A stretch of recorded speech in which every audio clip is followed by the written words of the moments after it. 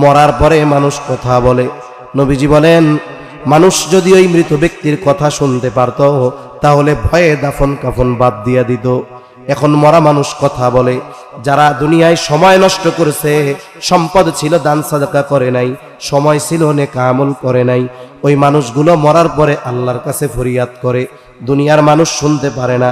কি ফরিয়াদ করে? আল্লাহ তাআলা বলেন, তারা বলে ফায়াকুলা রব্বি লাউলা আখখারতানি ইলা আজালিন করিব ফাআসাদদাক ওয়া আকুম মিনাস সালিহিন।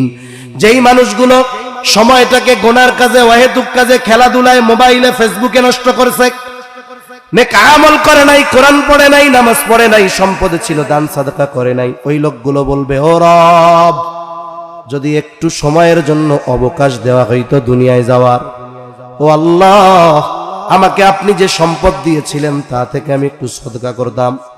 শুধু তাই না, ওই সময়গুলাতে এত বেশি নেক আমল করতাম, ওয়া আকুম মিনাস সালিহিন। একটু যদি দুনিয়ায় যাইতে দিতেন, আমি সৎকর্ম করে সৎকর্মশীলদের অন্তর্ভুক্ত হয়ে যাইতাম।